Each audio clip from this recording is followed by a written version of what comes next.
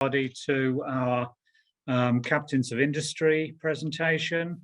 We've got not so much a captain here, but a general, admiral, and vice chancellor elect. He's a great guy who's been so supportive of our university and the research and the direction of our business school that I'm really pleased to have Sean MacNiven joining us.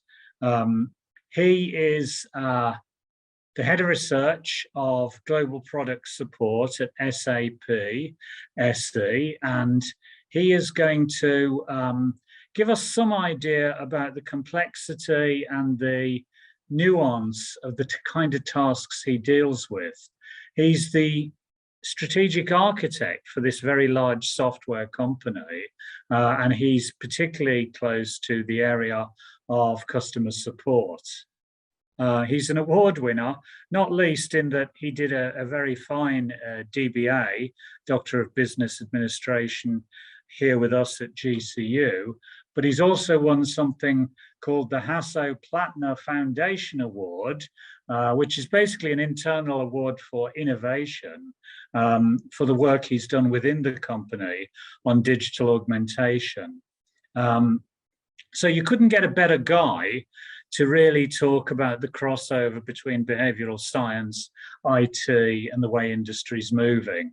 I think his approach to business is that wonderful crossover that chimes with GCU, where he has real interest in social enterprise, but also in the way tech is changing. Now, what he's going to do is he's going to take you through the history of industry and games, but also about the challenges that we're facing at the moment in a world where technology and social and digital channels are dictating and positioning truth in completely different ways that we've seen before.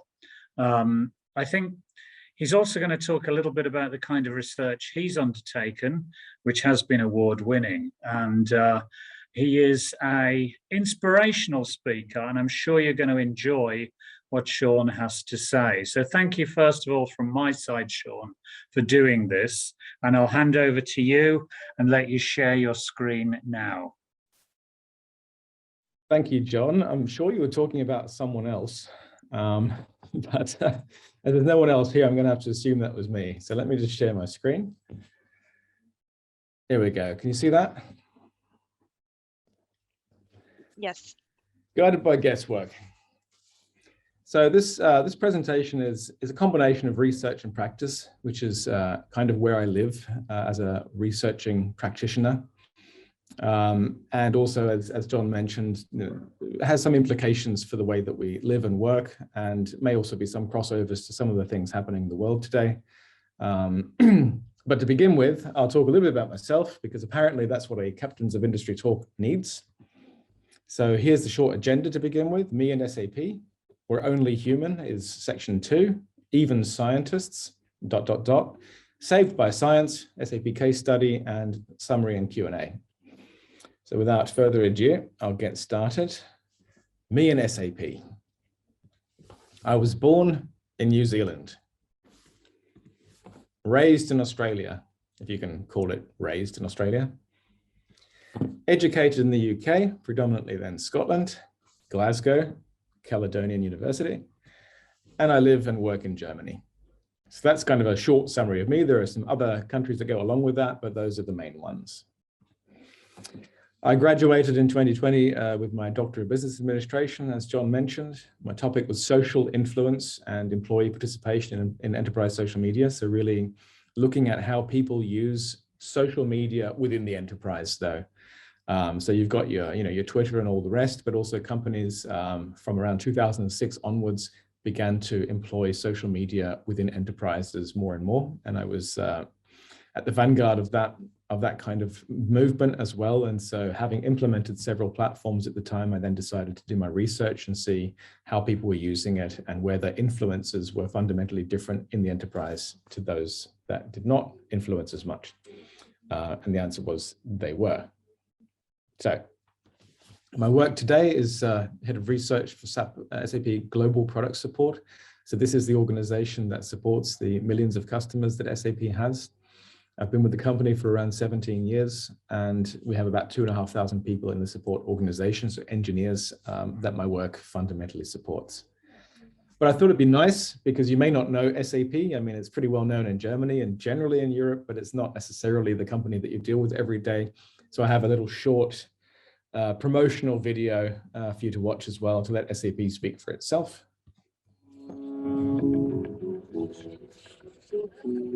What makes a company a great place to work? It starts with people who dream about a better tomorrow and then figure out how to achieve it. At SAP, we use technology to achieve goals, to disrupt complacency, to fuel passion, to address the world's biggest challenges. We dare to be different, offer training and development for cutting-edge skills, and work on projects that don't feel like work. Together, we can transform industries, grow economies, lift up societies, and sustain our environment. This is your time to innovate, to lead, to challenge, to make the impossible possible, to be your best.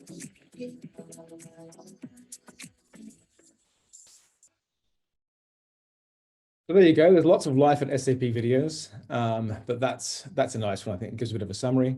We do have something like called the D Shop as well, which is a great place to play. We have Mindstorms from Lego and 3D printers and augmented reality glasses and pretty much all the latest technology, and employees can go there and try out those things, often long before they're kind of mainstream, which is great too. All of our main labs have these sorts of setups and a lot of great stuff to do. Some of the things that I've done in my years at SAP, I had sort of two major phases, if you like. I had my communications years, where I was working a lot with communications, marketing, strategy, and these topics. At that time, in the early stages of the Enterprise 2.0, etc., I founded and created the Twitter accounts for SAP, and also the global news centers that at the time were basically just HTML pages, press releases. But then really moving towards a more bidirectional dialogue-based approach. So I established all of the platforms that are used for external news, and that included also then the Twitter accounts. Internally, I did the same thing. So in parallel, while I was working on building external newsrooms, I also began to build internal newsrooms. And it was funny at the time, because my boss, who was the head of all the creative teams for the global communications department, was like, Sean, but you can't have a blog for news. Like, a blog's a personal thing, isn't it? So, well, let's just call it a news log. so a few years later, he was then very happy with the results of that news log, and it fundamentally led to major changes in the organization. There were some big decisions that were shifted and changed publicly by the CEO at the time, because of the power of employee voice that was facilitated by that platform. And this is actually the platform that I wrote my doctorate on as well. That is the SAP News platform. So similar time, I also forged a relationship with Forbes that was considering a new approach to sponsored blogging, basically, at the time.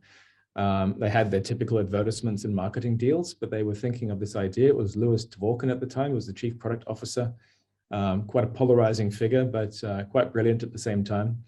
And he had this idea, and so we were the sort of pilot company, and I said, I think that's a great idea. And so we worked on that together. I got to visit New York and Forbes several times. And in that process, we built a fantastic relationship with them, but also a very, very successful sponsored blogging platform.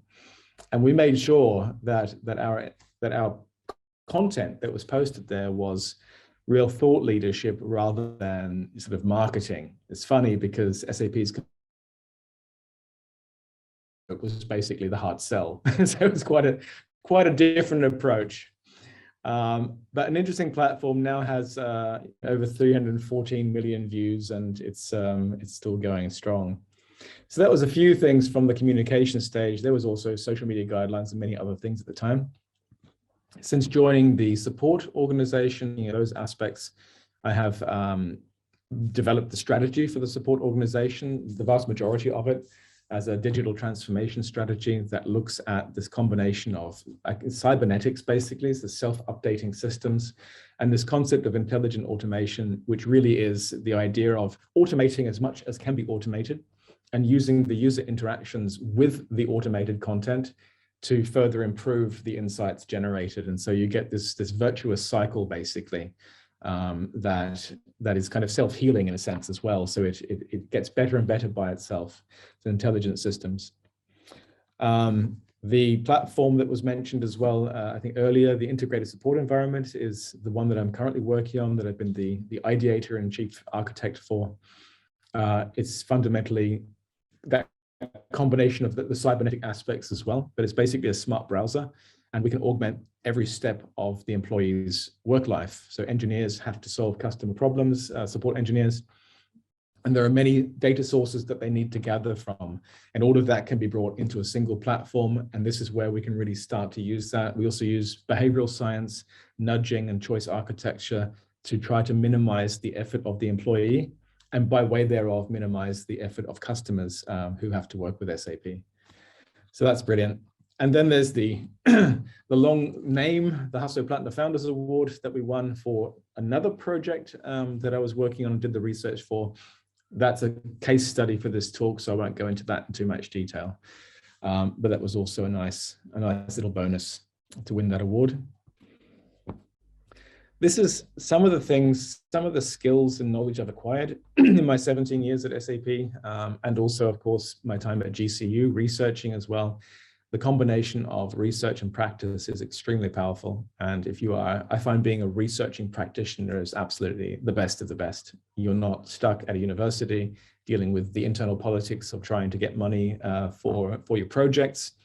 You're also not stuck purely in a corporate environment where you don't necessarily know what the best methodologies or the most cutting edge research is. You have the ability to profit from both of those. And it's a brilliant journey for anyone that wants to undertake that journey. So yeah, there's many topics here, and it looks like a lot, but you actually find a lot of these skills and knowledge, areas of knowledge are quite connected, and you kind of snowball at a certain stage. Once you've acquired a few skills, you begin to find, if you're an inquiring type of person, that you'll just pick up more and more skills as you go along. It's like people that speak many languages, they can pick up a new language, like trying a new dish or new cuisine, basically.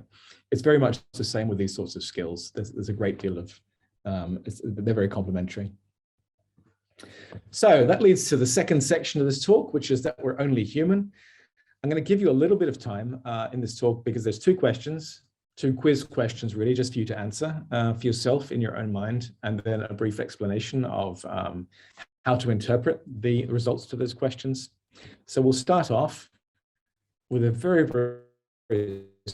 question and long, just to estimate which city has more inhabitants, Geneva or Biel. Just think for yourself very quickly, and I'll ask you the second question.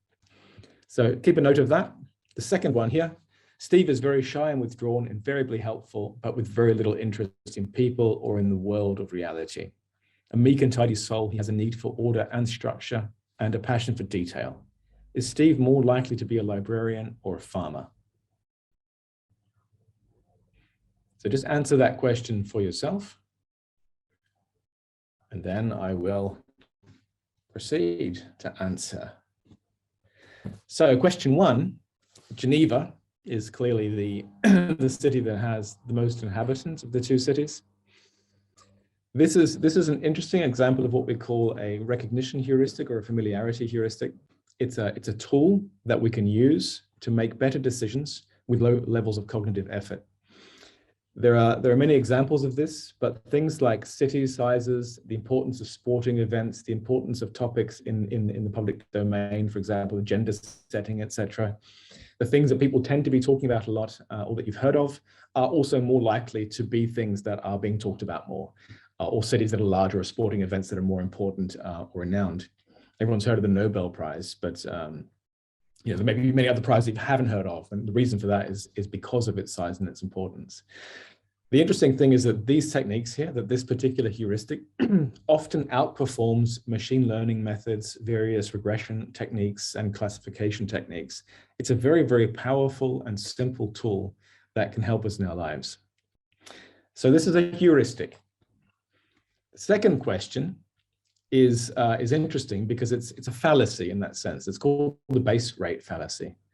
Now, you may have said it's got to be a farmer, but did you have the right reason for that answer is really the important thing. Like, what was the rationale for answering that way? Hey, the speaker, he probably wants me to answer something that's obvious, so I'll answer the opposite. That's actually how I answered it to begin with. So, this is an interesting thing because we are very narrative driven as human beings. And you see that in the corporate world and throughout your life, you are swayed by narratives, swayed by personal narratives, swayed by descriptions of people's traits. And we often overlook the fact that there are basic probabilities of events, or in this case, a particular profession. And there's a 56 times higher probability of being a farmer in the US, at least, as compared to being a male librarian. So from that particular response, you'd say farmer. And if you had said, because there's just a stack more farmers than there are librarians, then brilliant, you probably belong to a tiny fraction of society that got it right for the right reasons. And if not, you're in good company. So good example, though, of a bias that is very, very prevalent in business and in life is that we often fail to consider this. So to kind of summarize the black and white, heuristics are shortcuts that reduce cognitive effort with minimal error. So that familiarity heuristic. Biases are almost the same, but applied in the wrong context, they're shortcuts that lead to systematic error. So you're going to be making mistakes systematically and predictably even, and that's that whole thing of Dan Ariely wrote the book Predictably Irrational. You've got Kahneman's work and many other scholars that have looked at this. Biases, the system one thinking that Kahneman talked about, this rapid decision-making system as compared to the slow, thoughtful system two, is not a bad system. And Gigerenz, who was on the previous slide, he's actually a great proponent of the power of heuristics. But it's about knowing when to apply these sorts of rules, these simple rules, and when not to. And that takes a little more thinking and even training as well. So you can see there are a lot of biases. This codex is fantastic. It's available as an SVG file. You can download it, you can print it, you can stick it to the side of a bus. I think that was done as well during the Brexit elections. So this would really be helpful. It'll give you a really good overview, and you can see the different types of categories of biases that exist. So what have I spoken about biases? Really just to drive home the point that we are fundamentally creatures optimized to survive in an environment that's not necessarily the one that we're living in today. Biologically, we have not evolved since the Ice Age, really. Cognitively, we have not fundamentally evolved. We're still basically cavemen and women in many, many respects. And many of the things that helped us to survive in that environment continue to help us today, but they can be quite detrimental when applied to the wrong environment, i.e. often the workplace. So it's good most of the time, our system one thinking, until it's not. And it's about recognizing when it's not. Even scientists, right. So scientists, of course, the highest level of human being that we can imagine, the people that do all the research to enable politicians to ignore, that politicians then systematically ignore. Correlation and causation. We've probably all heard the idea that correlation is not causation. It's true. A couple of nice examples from Tyler Vegan's blog, Spurious Correlations, meaning erroneous or false correlations, that we see quite a decent correlation here with the per capita consumption of mozzarella cheese and civil engineering doctorates awarded. We also see that letters in the winning word of Scripps National Spelling Bee is correlated to the number of people killed by venomous spiders. Bees, spiders, I can see a correlation there. There's a real link. We're dealing with insects and arachnids. Divorce rate in Maine is correlated with the per capita consumption of margarine, something to consider on your wedding day. Switch to something less artificial and you'll stay married for longer. So these are spurious correlations, but it gets a little bit more challenging when you start to think, what if we actually base decisions on spurious correlations? Well, we do all the time. One example from the research is that there was a finding that asthma wards against pneumonia or death by pneumonia. The mortality rates were lower if you had asthma. But is that really true? Is this correlation that we see here, does having asthma reduce risks of death by pneumonia? Well, not really. What we have here is an example of confounding. It's not used in associative language, but confounding is a causal term. When you're trying to infer the causes of things, you'll say confounding. A confounder explains some aspects of both the treatment and the results of the treatment. So here we see that it's actually the treatment that had a connection to asthma and survival, because asthmatics were treated far more aggressively than non-asthmatics, and that led to a higher success rate in terms of their survival. Another example is that coffee causes cancer. I mean, these are the sorts of headlines that you'll get in the Daily Mail quite regularly. And it'll change the next day and it'll be something else that causes cancer. But this is from an older study from the New York Times, which included that drinking coffee was linked to pancreatic cancer. So here we have this link here. But what was it really that was causing this? When they studied, looked at the data further, they found actually smoking was the common cause of drinking coffee and cancer. Now, of course, you can drink coffee without smoking, but smokers drank more coffee. So this correlation emerged, this spurious correlation emerged from coffee to cancer that didn't exist. It was the smoking that was the common cause of those two things. Another example of a confounding variable. We also see in confounding what we have this topic called Simpsons Paradox. And Simpsons Paradox is that depending on how you analyze and slice and dice the data, you can get completely contrary results. So we see here that we've got these two positive lines, the red and the blue, that are positive correlations. But if you were to draw a line through the entire data set, you'd actually get a negative correlation. And this looks like this if you have a little animated GIF version of that. If you were to stratify your sample according to different variables, it might be age, for example, age range, or it might be belonging, engaging in different sporting types. It could be the faculty that you belong to. It could be any number of things. You look at the entire population and you may have one trend that can be completely reversed when you then stratify according to the different groups. So one really clear example of this is actually the correlation with neuroticism, so the personality trait of being neurotic, and salary, is that there's actually a positive correlation with heightened levels of neuroticism and higher salaries when you correlate through the entire data set. It's not super strong, but it's there. There's a clear trend. But if you actually stratify that by types of salary, so low, medium, and high, suddenly you see within those groups that you have negative correlations, that actually neuroticism is negatively correlated when you stratify properly. And this is actually an example of what happens in the previous examples where we had these confounders, like smoking. If you don't control for them, you can get completely wrong results. So even if you are a scientist and you're conducting robust studies, if you don't analyze the data in the right way, and if you don't control for the right variables, you can get results that are the opposite of what you'd be expecting to get.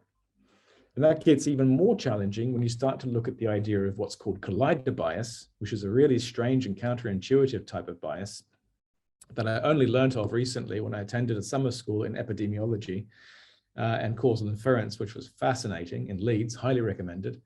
So here was an example of locomotor disease and respiratory illness. It seemed that those that had locomotor disease were at a higher risk of getting a respiratory illness, 4 times higher, in fact, from this particular study. But when the researcher, Sackett, then studied a larger population from the general population, it vanished. The odds ratio went from 4 to 1 to 1.06 to 1, so basically no effect at all. And the reason was both of these variables were responsible, caused another third variable again. But in this case, you see the arrows are pointing in the opposite direction to what they were before in confounding. In this case, it's the treatment and the results of that are actually causing this third variable, and that's hospitalization. So if you were hospitalized, you were more likely to have locomotor disease and more likely to have respiratory disease. And because the study was conducted within a hospital environment, suddenly a spurious correlation appeared that, that did not exist in the general population. And here's one of my favorite ones, because this one confounded researchers confounded, there you go, researchers for 30 to 40 years. This was like a multi-decade paradox. They could not understand the fact that in these studies, low birth weight children of women who smoked had lower mortality rates than low birth weight infants born to non-smokers. So it looked like smoking actually had a positive effect on survival of low birth weight children. And you see that from the data here as well. But when you look at the general population, you see it's not the case. So those that had a higher birth weight, we have what we would expect, a higher fatality among mothers that smoked versus non-smokers. And overall, it was also higher for the smoking population. But when you looked at this third section of low birth weight children, suddenly it reversed. And you actually had fewer deaths per 1,000 among smoking mothers as among the non-smokers, which sounds absolutely counterintuitive.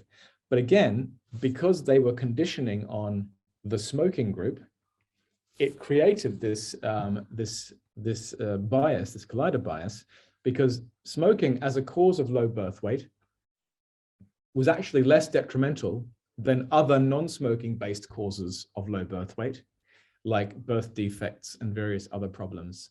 So actually looking at that subgroup, smoking was the lesser evil within that subgroup, but not within the general population, and it did still increase the rate of death among those infants. So that was a fascinating paradox that took 30 to 40 years before it was actually solved through this collider bias, basically. Another one that might just illustrate the point a little bit further is this idea of intelligence predicting sporting ability. And this is, again, conditioning on a group, university acceptance. So elite universities, especially in the US, the study was where this was conducted as well, found that, yes, there was a correlation. So people in elite universities tended to have higher intelligence and higher sporting ability. So there was a correlation. But both of those two things caused acceptance into those elite universities. And there was actually no correlation in the general population for intelligence to sporting ability. You may be asking yourself, great, I mean, these are interesting studies and all the rest, but how does that help? Well, sorry, just before that, just to illustrate again, conditioning on a subset, you have Bergson's paradox. But what's really interesting in a practical sense is the UK Biobank, which is a massive data set of 500,000 participants with genetic data, age, massive amounts of surveys that they've undertaken. I mean, a huge and comprehensive data set is used extensively, has been used extensively also in COVID research, but it's not representative of the general population. So this pattern that you see here, if you imagine that the entire set of data points here is the UK population, the UK Biobank is the red group. It's a subset of that population. And anything that you infer from that subset will be necessarily skewed if not properly controlled for. And it's quite difficult to control for it because there are so many variables. So following some resistance from researchers at Leeds University, they did amend their description to say UK Biobank is not representative of the general population with evidence of a healthy volunteer selection bias, but basically go on to the next sentence to say, but it's not that important. And if you run your studies, it should all be fine. Not necessarily so. And indeed, there's a study that that challenges that here, study number 3, that you can have a look at as well. And the researchers at Leeds that I was talking to about this particular topic have said that there are hundreds of studies now, especially COVID-based studies. You'll find a lot of examples of collider bias in COVID studies. Real governmental decisions are being based on these data, and yet these data are fundamentally in danger of this systematic bias. So it matters. But 170 years ago, None of this was known. And yet there were still some smart people that did some very smart things to provide the foundation for what we now know today. So just ask Jon Snow. Now, this is not the guy from Game of Thrones, and it's also not the TV host, I think Julie told me. This is a much older guy who was basically known as the father of epidemiology, Jon Snow. And he is famous for two things, his work on anesthesiology at the time, but also his work on the cholera pandemic in the 1850s. So literally it's 170 years now since his groundbreaking study into the transmission of cholera.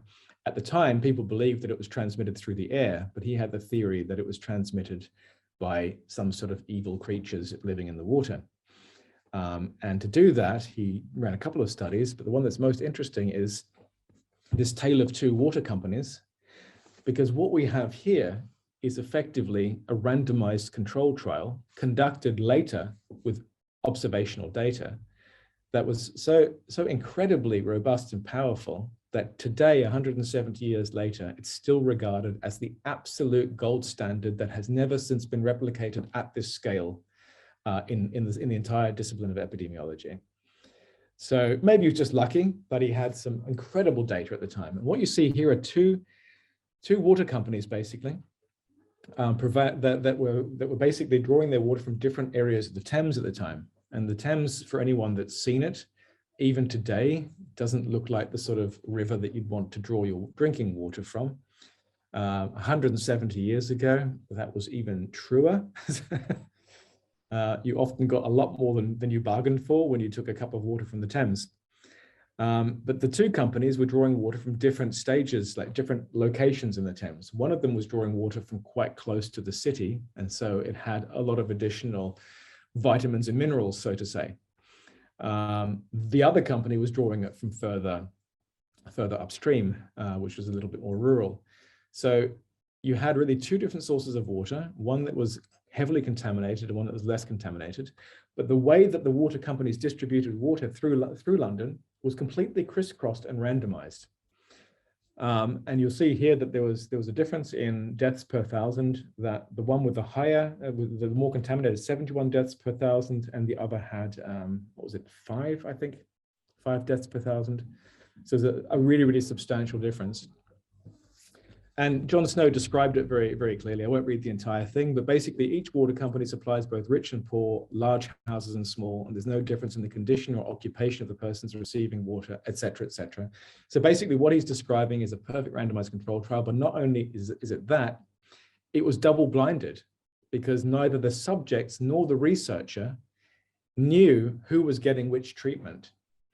Only when he went to interview them did he know which water supplier they got their water from. So it's an incredible piece of history.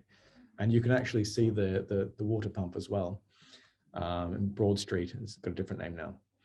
So an incredible study that gives us a lot of insights into how to build this. What we would call this today, this is simulating what would be called in the business an A/B test. It's such a powerful tool. And in other disciplines, it's a randomized control trial. So you see what's possible.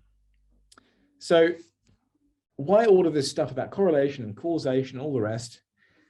It's so important to model your assumptions and to challenge those assumptions consistently. And you can do that using these things called causal diagrams, or you can just get a PowerPoint and write a list of things and draw lines, or a notebook. There are many ways that you can do it. But it's so important to be able to do that because there are so many things that can go wrong. There are so many ways that you can, even if you collect data and you have a decent study and all the rest, the way that you analyze that data is so critical too. And this is well beyond the way that businesses work in general, where it's kind of management by intuition. The other thing is a little data can also be more dangerous than no data at all. There are situations where I have told people not to base anything on a particular survey run because only 5% of the target audience had actually taken that survey, and the size of the biases generated by that you saw before with the colliders would be so massive that you could end up making decisions based on completely faulty interpretations. The UK Biobank data is a perfect example again as well of huge decisions being made at the policy level. The entire COVID response has been determined largely by studies run using the UK Biobank data. which has been shown in several studies to suffer from massive potential for collider bias. So to be aware of these sorts of things is absolutely imperative. In general, when generating insights, there are three basic types that you'll find. You've got your descriptives, which is basically what's going on, predictive, what's going to happen, and prescriptive is what should we do. Very few companies are doing prescriptive. Some of the bigger ones like LinkedIn and Google, etc., are doing it. SAP is doing it to a certain extent. I'm certainly trying to standardize it within the support organization. Most do descriptive and predictive to varying degrees of effect.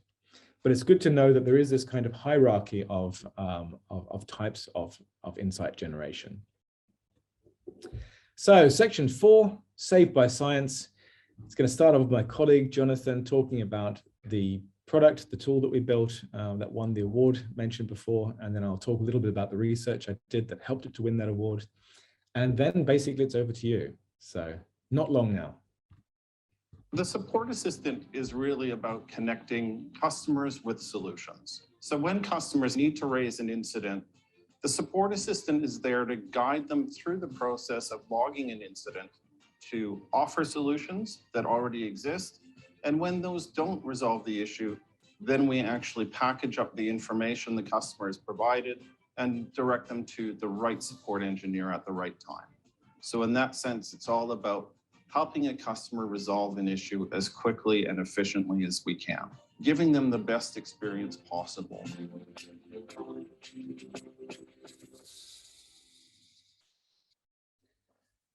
So it's basically like a decision tree software that helps guide customers to their solutions. But the mysterious case of the support assistant was that when we launched it, following a couple of years of work and letting it run for a couple of years, it still wasn't clear if it was really adding the value that we thought it should be adding, to the extent that the adoption that had been sort of chosen via intuition of 25% adoption that we wanted for that particular year, we were nowhere near it. We had like 10% adoption at the end of that year, and it was lower even before that. I suggested at the time that we run proper trials and that we test it using some of the methodologies that you saw earlier in this talk. But this is the problem with dealing with other humans, is that we're often overconfident and we think, no, it'll be fine, until it's not.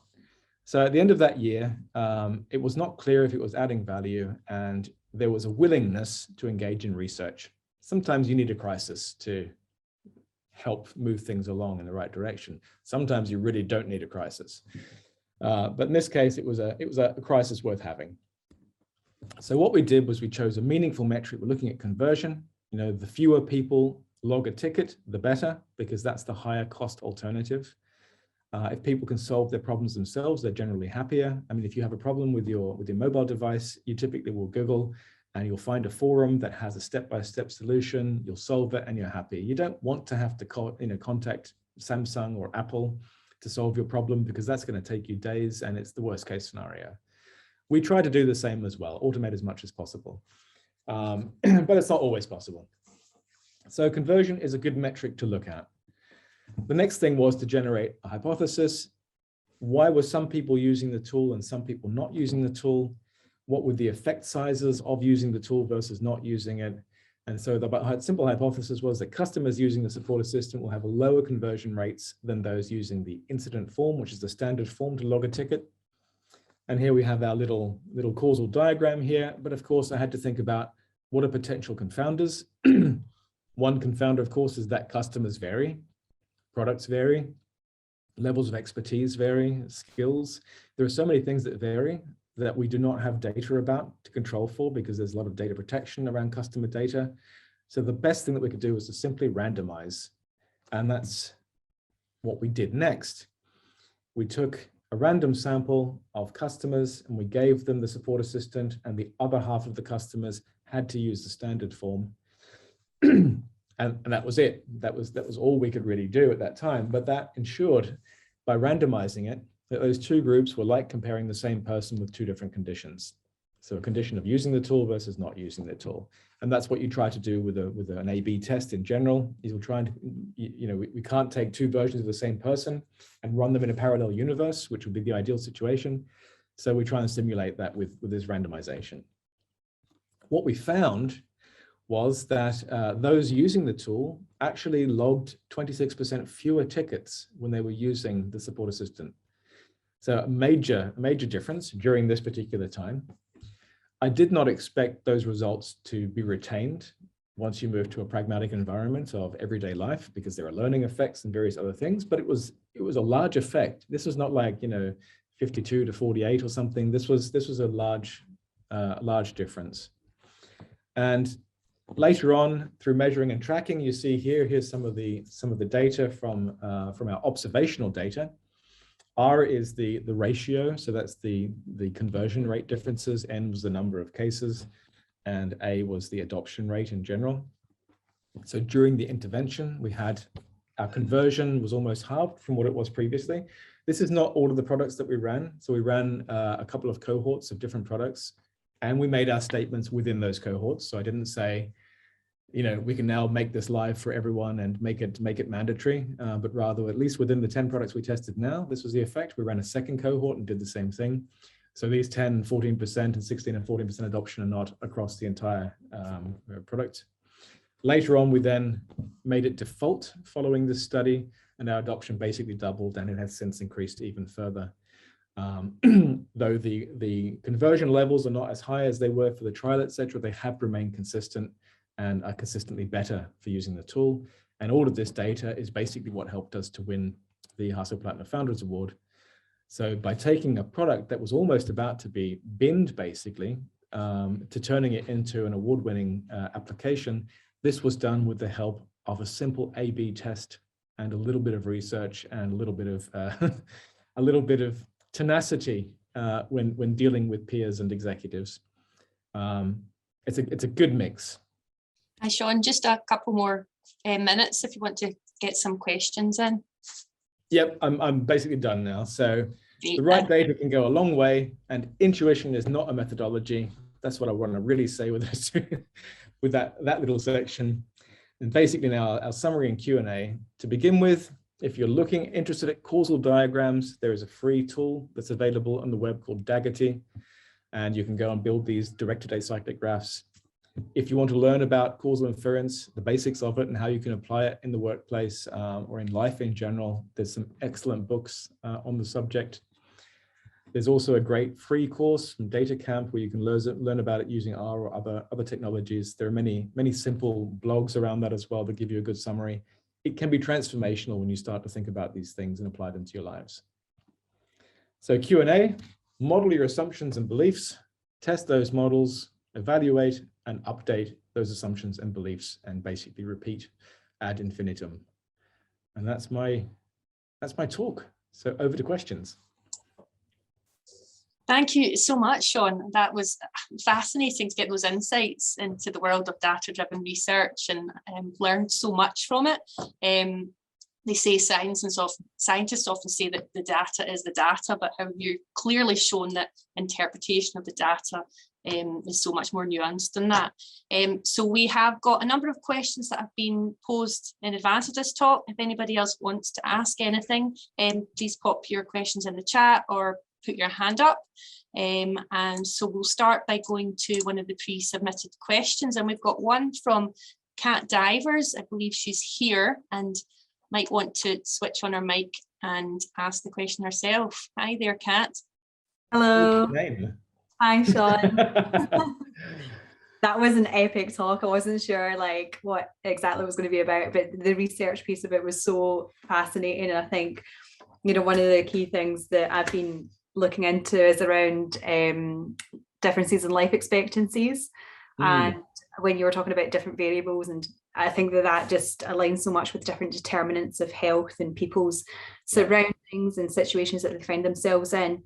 And how that can, if the support network is there for them, then it can really help improve their lives. So my question was more for a kind of SAP sort of perspective, and I don't know whether it's relevant for a B2B or B2B2C context, but obviously there's times are really challenging right now for a lot of people, and I was wondering how you're seeing companies or businesses supporting customers or employees through these difficult times, and if you're seeing that there's any changing or in terms of how important that is nowadays.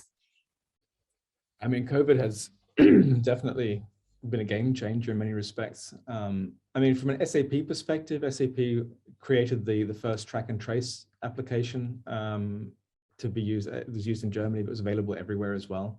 So we, you know, as a company, invested very, very early into making that kind of software available. It later was replicated by, it was made available to the world, actually. I think the UK went off and built their own, but this application was available to use for anyone at the time. In general, looking at health, I mean, one of the things I'd say is that when you combine research with practice, so being a researching practitioner, that's when you can give back as an individual as well, because I seek to conduct studies and to make those studies available through publication. And basically through researching within a pragmatic environment, like an actual real life environment, you don't have the same problems that you have in a laboratory. You can run a really super mega robust study in a laboratory and it'll be absolutely highly significant and great effect sizes and all the rest. But then you go out into the world and it has no application or a much lower application. So by doing this sort of real world research within these environments, I think that's how we can give back as individuals, and companies in general. Certainly the larger ones do invest. I mean, in the current crisis, SAP is offering ways of helping people navigate the challenges of the current geopolitical situation, also enabling people to share their houses with refugees and these sorts of things. So SAP certainly as a company has a very strong social component, always has done. I can't speak for others, but I imagine most of the larger companies are doing the same, and many smaller ones in whatever capacity they can. Thank you. Thank you for the question and for being on camera as well. That's great. Thank you. Thank you for that, Sean. So you did say to me yesterday that you've never not been able to answer a question. So hopefully that challenges people to ask you those more questions. Let's look at some more of the pre-submitted questions. So Daryl Sharp has sent in a question. In today's world, do you see software being the key to certain products and where the long-term profit can be made over that of the hardware it was designed to work with? So in essence, the hardware being the door opener to the customer using the software, which will have the reoccurring costs associated to it. Yeah, that's a good question. It's a complex question. It just makes me think of Apple versus Windows. So it's really that sort of build the entire product. So Apple certainly locks people into its systems by building technology and then the software to go with it that's absolutely seamless, and you get an amazing experience with that. Windows and Android have taken a different approach. They build the operating systems and they let the hardware developers do their hardware, although the Microsoft Surface is kind of an exception, but that's generally the trend. But I think in addition to that, you see things like Chromebooks, which basically use the cloud, and all they are is effectively a browser. You can use any device for it.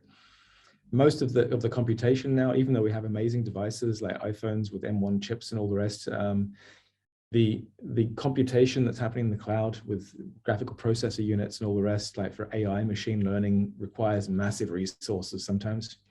There are these models called BERT models. They're like natural language processing models, and they can have millions and millions of variables, and they take a huge amount of resources to run. So that's not happening locally, but it can be accessed with a browser. So you can type in your query and get that. And I think that's what we're moving towards. I mean, SAP certainly is moving towards the cloud, has been for many years. We see the future being cloud-based products, and they are disconnected from the hardware effectively. So I think the sort of combination of hardware and software is dissolving through the shift to the cloud. Great, thank you. So we're going to ask you to put your forecasting glasses on again, and Nicolaj Gilstrom is asking, what will customer support look like in 10 years? How much will be automated, and what can we do to reduce the burden of customer support? That's a very pertinent question. So in 10 years, it's always difficult to predict more than 3 or 4 years into the future. But in general, my objective working in support is for support to be redundant. So I would like support to not be necessary in terms of actual human support, that systems evolve in such a way that they become self-healing, that they are able to troubleshoot a lot of problems. A lot is going to be possible with some of the new machine learning approaches available to computationally solving these problems, looking at what customers have done before and learning from those interactions. So I think what support is going to be in the future is a lot less sort of mechanistic for the individuals who are still supporting, and probably a lot more sort of having virtual cups of tea with customers and helping them through their system downtime. Probably a lot more soft skills will be involved at that stage.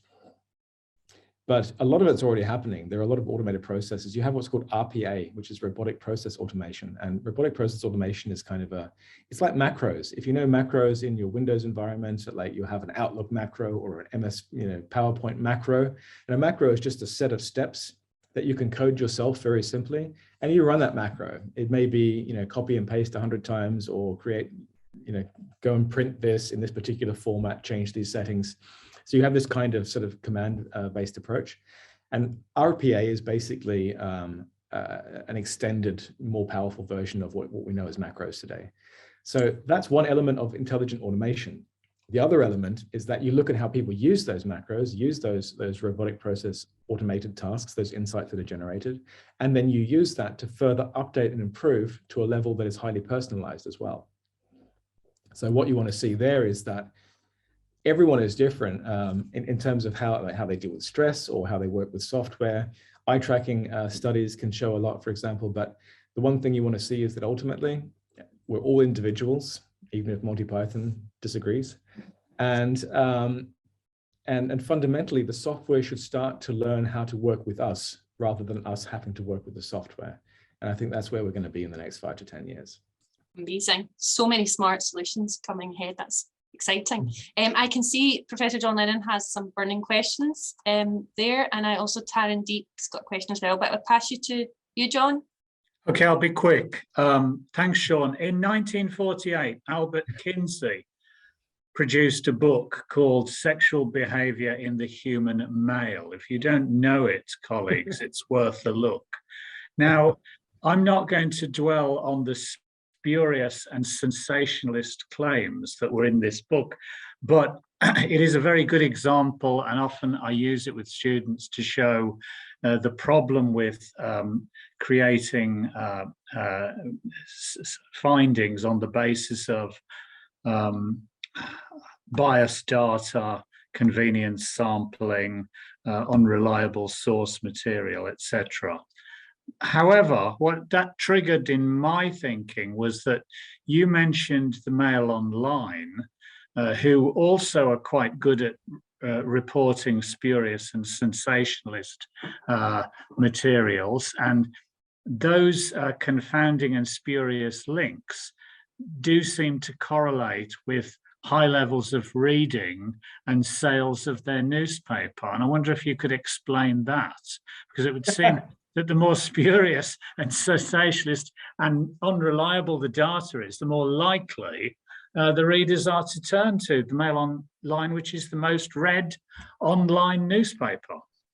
I would probably explain that in terms of normative social influence, which is another word for tribalism, basically, is that in the same way that people watch Days of Our Lives or EastEnders or Coronation Street, and then go and talk about it with their neighbors, there's a certain communal aspect. One thing about the Daily Mail and many of these sorts of publications is that they're very easy to understand. There's a very clear statement that's made, and it appeals to our need for certainty as human beings. So from a psychological perspective, there's this informational social influence, we need to be right, and there's normative social influence, we need to belong. And I think the Daily Mail appeals to both of those. So people need to be right and they need to belong, and within their little subgroup, clear collider bias here, that may indeed be the case. And I'd like to draw a couple of regression lines through those subpopulations to better understand them. But I would see it in those terms. I think there's a great deal of social proof happening within that particular trend. Great. So can we quickly go to one of our future stars, our honour student, Taryn Deep Kaur, for a quick question to Sean? Sure, thank you, Julie. Hi, Sean, and thank you for presenting today. I had one question. So you already completed your doctorate. So are you planning on writing any future research papers? Yes, absolutely. So I'm working on one actually now with Professor Lennon and with Julie, Dr. Roberts here. around tourism in Glasgow. Also working on one with cognitive psychologists from Glasgow University around stress in the workplace. I have another one that I'm working on with London School of Economics, looking at decision science within the enterprise. Another one with GCU, looking at the potential for chronic pain as well. And I have several studies planned for nudges and choice architecture within the environments that I've built. So I am a researching practitioner. I've been able to make research my work. But of course, it's slightly different to being a professional researcher in that sense. But I do try to also work with universities, partner with them, and I want to also publish those results and make them available. Because I thought that maybe I wanted to ask you this question because I wanted to know whether you're still staying on the employee engagement topic or did you decide to move somewhere else? No, I mean, employee engagement is a great question. I'm looking at actual engagement in the sense of how people behave. So I've shifted from surveys and classic psychometrics and looking more at behavioral science and how we can do that. I mean, the philosophy of the platform that I've designed is to minimize effort always, minimize task switching to help people retain their focus. So things like cognitive flow from Csikszentmihalyi and these sorts of philosophies are very, very important. And the stress study is very much an employee engagement type topic as well, because we'll be looking at stress and eustress, which is the positive stress that I personally associate with flow in many respects. So that's what we'll be studying, and we'll be doing that within the environment as well. So combining sort of situated self-report with actual operational data. So that'll be quite fascinating.